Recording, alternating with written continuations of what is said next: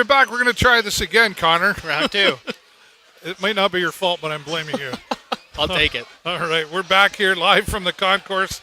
Hopefully for good this time. My friend Connor Burke back joining me here. And, okay, well, let's pretend it's pregame before we get into this first period because we got a lot to talk about here. But we go back to last week. We went down to Windsor. Our friend Matt joined us. Wow, what a throat-throbbing game that was when we were up 5-2. Then it would be 5-5, 6. Wow, and of course we'd win 9-6. But I don't know about you, but my heart was pumping. I couldn't sit still at all the whole time. You get a good ribbing from the Windsor fans there. That was a lot of fun. Yeah, for sure.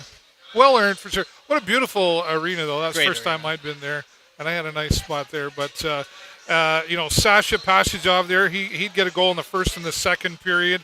Kairu, which we'll show one of the goals there in a moment, he'd get one in the second and third.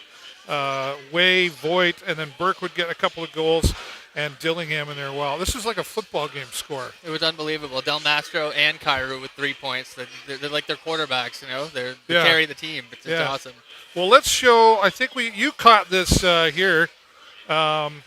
This is Kairu getting this goal, right? Yeah. Let's go. Yeah, that's Connor. They're getting the excitement going. A little bit excited. Yeah, well, why not? What an exciting game. So now we're in a pretty good position here right now. We got Windsor out of the way. We got London out of the way. Of course, we're clinched. They're clinched. Now it's just kind of about positioning, isn't it? It is. I think so. It looks like Guelph and Flint are going to battle for a position against us, I would think, unless something else changes, I think we're 6 points behind Windsor right now. So it'd be cool to gain ground. Yeah, for sure. And, of course, the Sioux here tonight, one apiece. I don't know what was going on out there. Both of these teams really battling hard, but they were we were leading in the goal. They've only had 3 shots on goal, and they got the first one. They've been all over We're sitting at 12. And then, of course, Richie would come in there with about 30 seconds left there to tie things up. But beautiful shot. I gotta be honest with you. It was a beautiful goal, but I gotta be honest with you. Coming here tonight and even before tonight, this game has made me nervous because we seem to, don't we, Connor, really play hard and do well against the top teams. The Sioux has been a thorn in our side of the has been, especially with the comeback win we had against them in the shootout in February. It's tough. It seems like, with a week off, you take a little bit of a back seat and you're almost comfortable with where you are, and then maybe you're not expecting Sioux to come in and storm the building. Well, and I didn't like us going to a shootout there, last week on the Wednesday game because we typically don't do very well on shootouts. I think we're low in that scoring. No, I don't like it. I don't like it anyway because it's incredibly nerve-wracking when it goes the distance. I like to finish it off in regulation. Yeah. I don't even like overtime myself. No, not at all. But, okay, but what's happening out here? Let's talk about that because I think, I don't know. I saw a lot of passing going on, but we weren't picking up a lot of the passes. And when we were passing and even not quite picking them up, Sioux was picking them up when we were passing. They might be a little bit sloppy. It seems like a lot of Hail Mary across from one end to the other, hoping for the best. But they're picking off a lot of passes, a lot of turnovers, a lot of one costly one, and hopefully it doesn't turn to more. Way too many turnovers here as far as I'm concerned with the Sarnia's thing. And, of course, we've got Shizika in there tonight. What are your thoughts on his play? I think he's awesome. He played great in Windsor. He sure did. He really did. He held the fort down, especially when Windsor came back storming. And he's doing a good job tonight, I think. That goal wasn't his fault. That was a rocket. I think that's hard to stop from anyone. You got to give credit where credit is due when there's a goal going along, right? And either side. So this should be interesting. We're in the locker rooms right now having these conversations. What are the Sarnia Sting talking about in there right now? I think they got to be shaking their heads going, WTF. I hope they're just keeping calm. This is all right, especially at being up that many shots. Just calming things down and making better passes and not trying to stretch it so far. You know what I mean? I agree. More simple plays. I agree with what you're saying about calming things down a bit. I feel like they were kind of maybe they were nervous coming into this game too. Almost. Yeah, especially like having 6 days off, Well, there's that, but then doesn't that give more time for practice? You'd hope so, right? Right. I was talking to one of the fellas upstairs who does some of the stats, and he said, we're coming into this game. It feels like every game now, because we've got like 9 or 8 more games after this one tonight. Are these all trap games now? I hope not, right? Right. Like I think he was just kind of saying like everybody's playing for position, like, and anything can happen in the OHL. We've learned that from what we saw, especially at the beginning of the season with the Sarnia Sting fighting over a lot of lost, then back, and then more guys off again, and then back.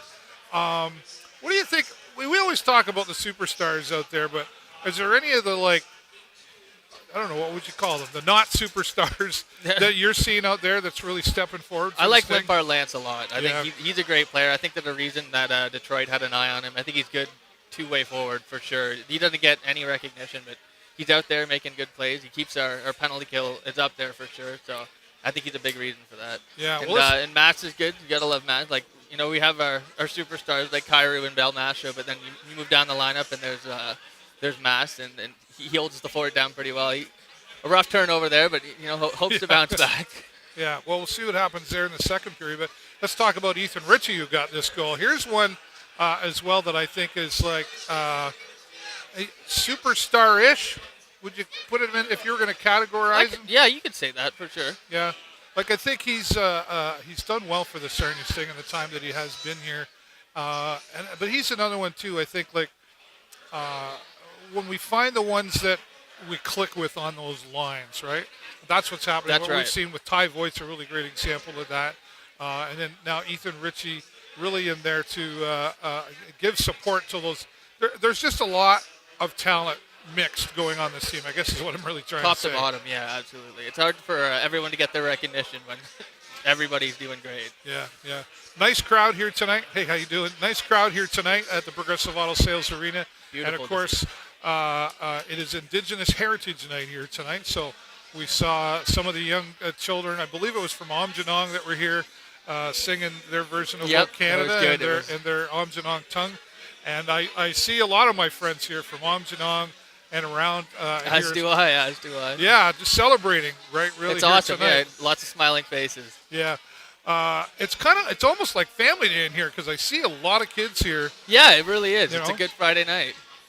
What are you seeing now? We're coming forward. We're going to be back here on Sunday to play the Kitchener Rangers. Now, you were saying earlier, they're just kind of above the Sioux in the standings. They're above by 11 points, so they're both bottom feeders, but you don't want to underestimate that team either. And I think that shows, especially with this game. These lower teams, they might not have anything to lose, so they're coming in playing hard. Yeah, right. I mean, we got nothing to lose, so we're coming in and we're going to play hard, and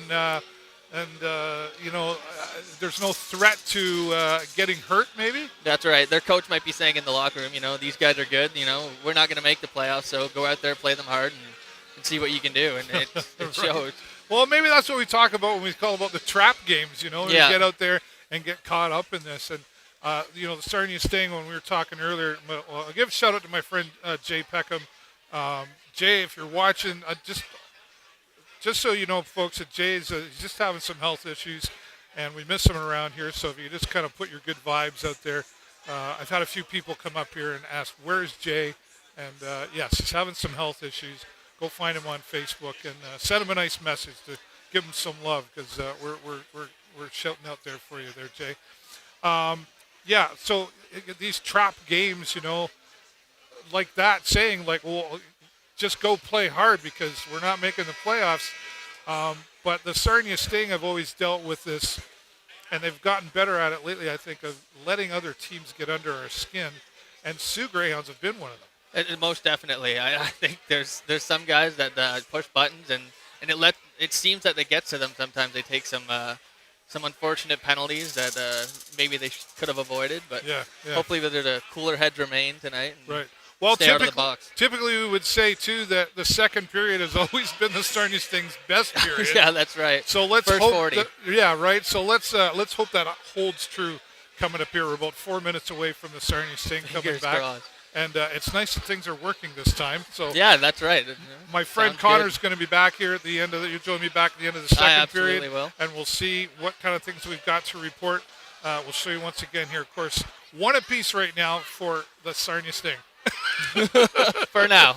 Right? So we'll see what happens at the end of the second period. And don't forget, Sarnia Sting post-game press conference will happen on their Facebook page and here as well. So keep an eye out for that. And we'll do this one once again for our friend Jay Peckham. Ready? 1, 2, 3. Go Sting, go!